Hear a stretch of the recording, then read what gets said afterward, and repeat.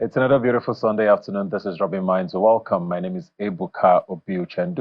It's been a very eventful week across the nation, and I know a lot of you have a lot of thoughts about how the week that was has panned out, whether it's with the politics or the economy or your personal lives. But while you're waiting for that, football fans are now at the edge of their seats, especially if you're an Arsenal fan, waiting to see what happens with the English Premier League. But before we get to that, we're going to get some insights into the week that was, news that made the front page across the nation during the week. To try and dissect, where we're headed, we're going to be starting, of course, with politics. And I'm joined here in the studio by Emeka Nanyi, who is a legal practitioner. Thanks for being here today. Yes, thanks to you too. Yes, I want to start with, I think an image that's caused a stir during the week and has got even the presidency reacting. We saw the former vice president and presidential candidate of the People's Democratic Party, Atiku-Abubakar, post a picture saying that he did receive the former governor of Anambra State and Labour Party presidential candidate Peter Obi in his office, and didn't say too much after that, but it became such a stare about what's to come. What did you think of that image? Because these are friends. Even before politics happened, they ran on the same ticket in 2019. We're seeing them sort of having a conversation for the first time, and all these permutations have already started. Do you think that's a sign of what's to come in the next elections, maybe? I think so, because these are people, like as you said, they are friends. And when you take a look at the closeness between Atiku Abubakar and Peter Obi, so you see personalities that are not new into politics. And in politics, you never say never. And to me, I basically see it from the part of Atiku Abubakar as a big stakeholder trying to collaborate with others. And Peter Obi has the courage. So if you put those forces together, there's a tendency that, okay, you have a better outcome. So it is more or less like, to the mind of the electorate, they are wondering, they are speculating, what could this be? But is it possible? Yes. Never say never in politics. Yeah. So I believe definitely that, let me not use the word definitely, it's a possibility. And if it happens, Nigerians are asking the question, how is it going to benefit us? So it is a matter of the utilitarian value of the alliance that matters a lot. But there's a lot of people who believe that this is coming 2 or 3 years too late. Whether you support the present government or not, whether you supported of the two candidates, there was also always a belief that, for the party at the time, the APC, to get a strong contender, the opposition had to unite. There was all that conversation about, Yes. there was Kwankwanso on one end, Peter Obi on one end, Atiku Abubakar on the other, all running against the party in power, and it was never going to work. Do you think this could have made a difference at the time? And is it too late now because of sort of the distrust among supporters of both of these candidates now? Yeah, I believe it's not too late. I believe it's not too late. Never say never. And I agree that it could have made a difference if it happened prior to the election, because you saw the votes that Peter Obi garnered. You saw the vote that Atiku garnered. So imagine if you brought these two forces together and harmonized it. So it would have been a more strong contention between APC and the Alliance Party, if there was such, if it happened. So I believe that it is never too late to do the proper thing. And if the coming together of two or more political parties would bring a better result for the electorate, definitely it's a possibility and it's a welcome development. And I agree that for the electorate, the picture, sends a signal to say, okay, what is happening? And if it's going to happen, how is it going to benefit us? So that's the question that we don't care about party. We don't care about party. We are more interested as what's going to be the results for with the electorate. So that's basically how, the electorates are not politicians, stricto sensu. What they want is, the dividends of democracy. And whichever party that gives them that is what they are going to go for. I think we'll have some guests in our Abuja studio. If we're going to cross over there now and have a conversation with Achike and Chibuzo Okereke. While we wait for that, I think we don't have them yet. We'll get to that. But the presidency has reacted and basically dismissed whatever this image or alliance is or could be, because according to them, I mean, they're not bothered about the planned alliance. They said the president was not even losing sleep over this. Fair enough. I mean, it's just 1 year into this administration. There's still a long time away before we start talking politics again on the federal level. Do you think the presidency is playing it down? Is this something they should keep an eye on? I think it's something they should keep an eye on because, if you take example of the Labour Party movement, so it's something that the big political party just say, no, this thing is not going to fly. It's just a small party, it doesn't have structure and everything. But you know what happened, that you saw the outcome of the election. So to me, for the presidency, I think they're just trying to play it down. I don't think that's the proper approach to go. This alliance, if it happens, you are going to have a more formidable opposition that will play that supervisory role over APC in terms of, checking out the checks and balances and everything to ensure, give them that contention for which APC deserve in order to push them, to nudge them to do better.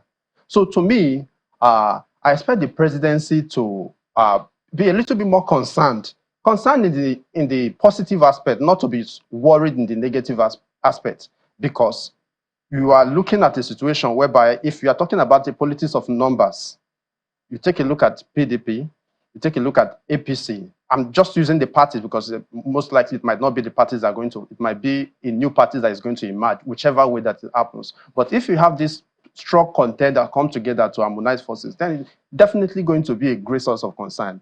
And I think that the presidency should, consider it more and see the benefit of it, because the benefit of it is that, okay, you now have a strong opposition that will nudge you to deliver better policies, better governance, amongst every other thing. But if you just shove it aside, you might be in the euphoria that all is well. And when this tsunami happens, it's going to backfire on you. So I believe that they should, take a look at it critically and with a view to, arriving at a decision that would enable them checkmate this. Checkmate it not in the sense that, okay, you are going to fight them, you are going to say, okay, don't have this meeting, don't have this alliance. No, that is not what I mean. What I mean is that, okay, they should, be concerned, and concerned in the sense that, okay, in terms of policies, in terms of governance, in terms of every other thing that deals with the politics of governance in Nigeria, they have to tighten their belt, because we have a strong force that is likely to happen. It might not happen. So, I mean, there are people who are going to say, well, this alliance or whatever it is very individual based, right? These are two people coming together. It has nothing to do with the parties that they represent. These are two friends, probably just hanging out. We don't even know exactly what is really happening. How does this play now, with regards to the platforms that they run on?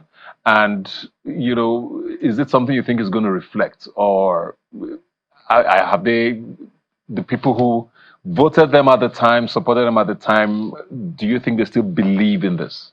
I think they do. And I think we're coming to an era, we're in an era where it's not a function of political party. So the electorate are more concerned as to who the candidates are, what are their pedigree, what are we going to get, what is the dividend of democracy that is going to emanate from this. So for their followers, especially speaking from the aspect of the youth are more concerned as to what are your portfolios, what's your profile, what are you going to do to make governance better, what are you going to do differently. So we are not tied to PDP, we are not tied to APC, we are not tied to Labour Party. So long as you are able to give us, if you have the vision, we are ready to follow you. So I don't have issue with the political parties, the followers of the political parties. I believe that once they see the person with the vision, they will be able to leave party aside and follow the vision. Let's move on now from politics and talk power, because a lot has been happening in that sector. We woke up sometime about a month ago to these band A band things, and there's a belief that the Minister of Power keeps trying out things. Many find that the trials come from not proper testing the market before introducing these things. We also did hear last year, the president did assent the electricity bill, which authorized states, to generate their own power and all of that. Now we hear the minister has announced the suspension of regulatory autonomy of the electricity markets to state governments. A reversal less than a year after this announcement was made, saying that states can generate their own power. We saw all the noise that came with Abia State, for example. This probably means that that can't happen anymore. Everything goes back to the national grid. It feels like a step back. Do you think that's a way to go? We've tried this for a long time. I mean, your thoughts on the Minister of Power and how things have turned out in the last year? Yeah, to me, it's a source of concern to a bystander because you have policies, because part of governance and business from the business aspect of it is policy consistency. So if as a minister you allow this to happen and subsequently you come to say, okay, you know what, we are suspending this for now. So although we are not automatically eradicating it, we are just placing it on hold. The question to me as a business person is, will I place my business on hold? I intend to invest in this sector.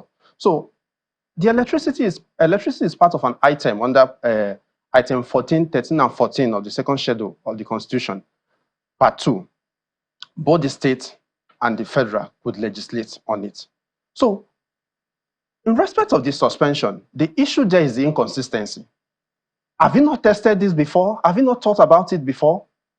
We are talking about something that has national significance, something as powerful as electricity. So you cannot just wake up one day to say, I don't think the state they are ready. I don't think they have the technical know-how to operate this. I don't think they have the technology. You ought to have thought about this. You ought to have considered this point before coming up to say, okay, you know what, we'll give you the regulatory oversight over this to the state.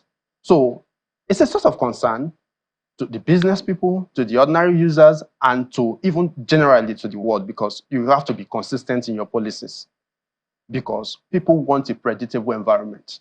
Although it has an advantage, the advantage is that, okay, we want to go back to review what we had thought we could have done better. Let's review it, come up with a better plan, and bring out a better outcome or policies, as it were. But the other aspect, the negative aspect, is that people are worried. You are bringing inconsistent policies, and you can't do this for a business, not to talk of when you are dealing with issue of national significance. So it's on both sides. Better performance, a possibility of better performance, yeah. On the other aspect, people are scared. People are skeptical to say that, okay, you ought to have known better as a minister. So that's where I say it from that aspect. So just to play devil's advocate here, because we've said that Mr. President made a lot of pronouncements when he came into power, and we saw how the markets reacted to a lot of them, whether it's removal of subsidy, and the adjustments that have followed after that, whether it's the naira, so they are tweaking things as they go along. Now, Mr. President did sign this into law. I mean, it was a bill that was passed before he came into power, and the minister did say that this was reversed because they need to understand properly the transfer of regulatory oversight of the electricity market to states. The electricity grid is very complex, right? And, transferring some of these things, I want to believe, are not things that can just be done by signature. Also, whether we like it or not, we have a few states governors or governments that probably are not as competent as they should be with handling some of these things. Do you see where he might have been coming from with this reversal? To some extent, I do. But another extent, I disagree. Because you have people who have acted based on these policies. You have people like, okay, we haven't seen what is going on in Abia State, but at least you could see the euphoria in respect of Abia State. So just imagine that, okay, it has to do, you have invested so much, and from these are capital intensive projects. So if you've taken facilities to actually finance this, and you have this suspension on this oversight and all that, then it's a source of concern. It's a source of concern because as far as the business people are concerned, we rely on your expertise. You rely on your expertise. You are a regulator. So you ought to have known far better before you came up with these policies. I have acted on these policies. So even though we are it's not an eradication, like as I said, it's a suspension, it's placing on hold temporary, but we don't know how far it's going to go. But whatever it's going to be, we expect that it's going to be for the better in terms of, okay, they're going to come up with more elaborate policies, they're going to bring out more framework and for ease. That's just what I believe. Okay. I'll come back to you now, but let's go quickly to our Abuja studios. I think we're joined now by Atiku-Obi, and Chibuzo Okereke. Thanks for joining us. If you can hear me, let me start with you, Chibuzo, because we're talking earlier about this picture that's caused a stir during the week between former Vice President Atiku-Abubakar and former Governor of Anambra State Peter-Obi, and the drama about what this means for the coming uh, election season or whatever you want to call it with regards to that alliance. And I think the question I want to put to you is, considering the divisions that, we saw with supporters of both of these candidates and how deep it has gotten, is this still a feasible thing? Do you see a situation where, supporters, yes, politicians are politicians, they can get back together, they were friends anyways, but have the supporters of these candidates, been so polarized that this is no longer feasible? Well, first of all, this is my first time on your show, Ebuka, and I must commend the good work you're doing at the Robin Minds platform. In terms of Nigerian politics and former Governor P2B and former Vice President coming together, well, I think that in politics there are a lot of intrigues, and following the outcome of the 2023 general elections, maybe the leaders are beginning to reflect on some of the steps they could have taken, which they didn't do at the time, and they felt maybe it was time to forge an alliance, probably learning from the president what he also did and how they were able to overcome the ruling party at a time. Well, in political leadership, what is important is for these leaders to agree this is the direction they want to go as people, and then they'll be able to rally their supporters around that. But as somebody who is very much conversant with the political terrain in Nigeria, and listening to the former vice president saying, oh, I may be able to step down for P2B in the next election and all that. What I can say is that even Mr. P2B himself has to be very careful, because you are dealing with archival politicians who have been in the system since 1992. They understand election period and times and seasons. So 2027 is not a transition election like we had in 2023. And every wise politician at that level needs to understand political cycles and what each cycle represents and the kind of momentum each cycle can bring to particularly national politics, because a lot of things will be at play. Yeah. So if you look at the Southerner is a president now. So by a political arrangement, we expect that if he's able to do 8 years, the power will go back to the north. But if then somebody from the south that is not the current president is fighting to take over power, you have difficulty dealing with people from the north supporting you, especially when they know if you go in, you'll be fighting for another area. So there are a lot of intrigue, there are a lot of dynamics you have to consider as an individual when somebody is promising you, oh, finally, I'm ready to step down for you. Now you have to look at that election cycle. So I think it's a possibility because compromise and consensus building is critical for leaders to be able to forge a common front, at least to provide robust opposition to the current government and get them on their toes to deliver on good governance. Yeah. Okay, let me come to you now, Chike Chude, because I want to find out, are we reading too much into this thing, even? Because all we saw was a picture. Yes, the former vice president did grant an interview, I think, on BBC House and just insinuated that if he came to that, and he said, I think, if his party zoned the presidency to the southeast, of course, he would support the former governor of Anambra State. But nothing is cast in stone. And like I've said through the show, these are friends, these are political allies. They ran together on the same ticket in 2019. So a visit doesn't mean anything. Are we reading too much into it? In a way, I think we are. But of course, you know that there have been a lot of discussions, even post-election, that perhaps if there had been an alliance before that particular election, there would have been a completely different outcome. That an outcome that would not see the APC in power today. So these things are there, but just like you said again, they have a good relationship with one another.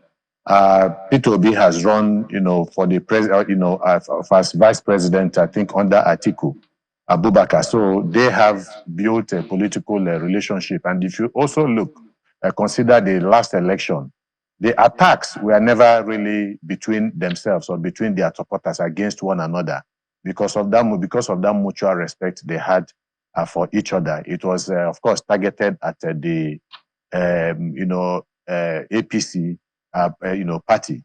And so we again will not dismiss it. We will not say that nothing will come out of it, because again there are different permutations. I agree with Okereke's also caution that anything can happen because politicians are very strange creatures. Anything can give at the end of the day. There could be renewed interest or new interests all of a sudden, and then when you have already committed yourself on the basis of a promise that was made to you, and then you are off your guard, anything can happen, and you can have the rug swept under your feet. And so it is something for Peter Obi to also take with a pinch of salt. But also don't look at it. Of course, Atiku has provided a caveat from what you said. If the party zones the position to the southeast, and then what would now be the basis of that? Does that mean that Peter Obi will now leave the platform that he has currently, or the platform that he might have, in the build-up to 2027 election, and then embrace that of the PDP? Don't also forget the fact that the PDP is not what it used to be, in the past. PDP is a very divided and fractured political party right now that is still trying to, get its bearing right. And so it's not, it does not have the same kind of strength that it had. And so if it does not have the kind of strength that it had in the past, then the possibility, the kind of, if what they will bring to bear in terms of what they are going to put on the table would not be as enticing as it was at a particular point in time. And so, but again, you are looking at an APC government presidential election where the president scored about 36% of the vote, and the Atiku-Abubakar scored 29% of the vote, and Peter Obi 25%. And so what it means, again, in an election where the same kind of leanings, the same kind of support by the people for both PDP and APC, for instance, and for PDP and then the Labour Party will hold, it tells you that the APC is really going to be in trouble. But obviously, it is going to be dependent on a lot of other things, other factors. How has the APC been able to perform while in power for the past 4 years? That is when it gets close to, or the past 3 years, when it gets close to 2027, would also, be a factor in the minds of the people when they go out to also vote. So these are some of the things. So there are so many things that could happen before we get to 2027. Yeah, 2027 is still, of course, a long time away, but we have a current president who's sitting in power there, and in 10 days, he will be celebrating his first year in office. And, he did talk a lot during his campaigns about hitting the ground running, which we saw a bit of, on the day he was sworn in with the speech he made and all the pronouncements and policy pronouncements he did make. It's a year now into this administration, and I know that in the run-up to the elections in 2023, three key points were paramount for Nigerians. It was the economy, it was security, and it was employment. How would you rate this administration in the year so far? There's been a lot of movements. Let me just say this. There's been a lot of movements. But sometimes, there is this expression, movement without motion, or motion without movement. And so there, in terms of policy drives, in terms of trying to get a lot of things done, in terms of initiatives, I don't think the government has been short on that. The government has come up with all manners of initiatives to address the dire economic situation that we have had, especially after the government again provoked the present economic crisis through that unilateral removal of fuel subsidy and all other things that have also happened. The discussion about new electricity tariff for band A or band B, or whichever of the bands, and all that. So the country has been made, or the people have been mired in all manners of socioeconomic contradictions. things are exceedingly very difficult.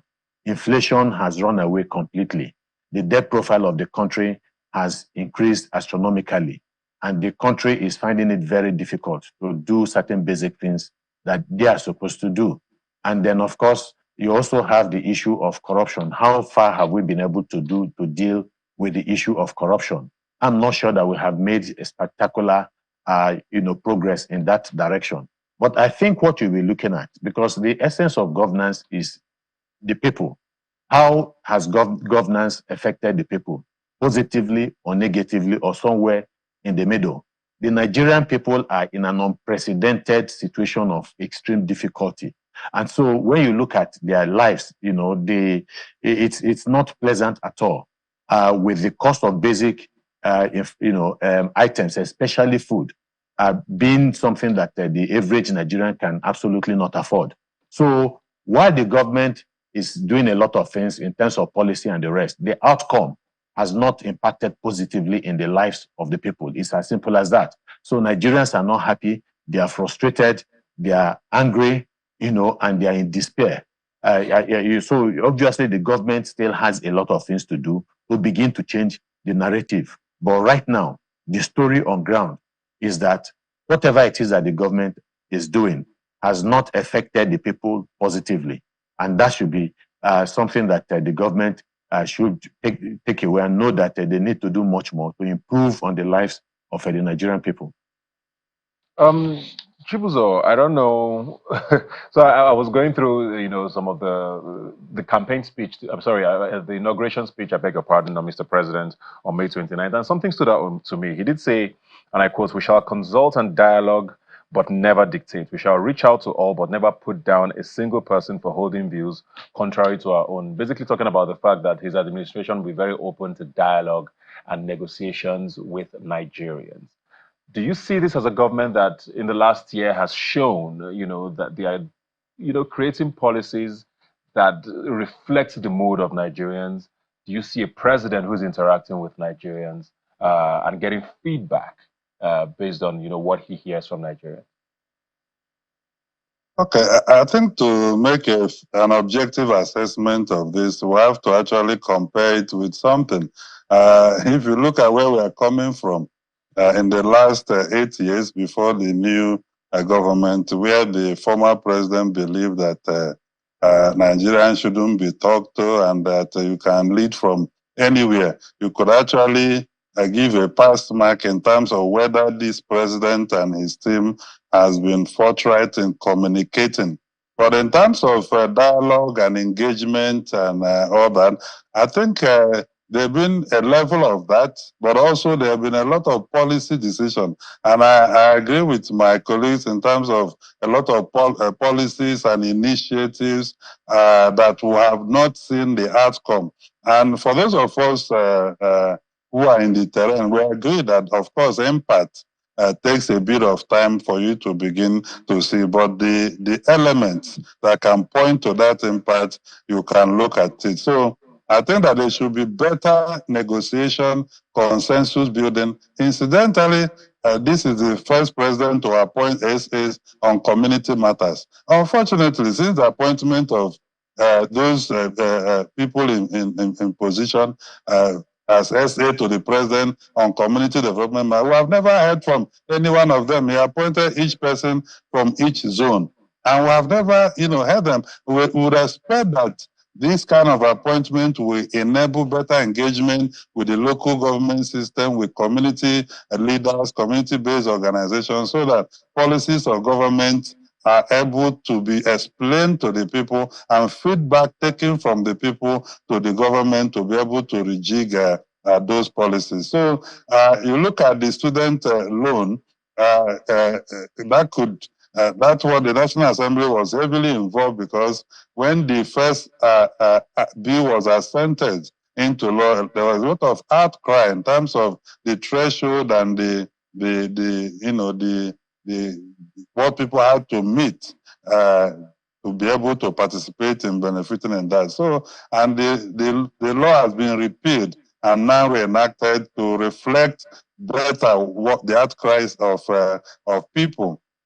Subsidy we saw how subsidy was announced. That kind of consensus building and engagement didn't happen, and people in appointment did also take time to go to the people and explain and engage them, and we have seen gaps in that. So yes, the president also have been forceful in the issue of policy coordination unit, establishing that office. Unfortunately, the office have not done any public assessment in the last 1 year.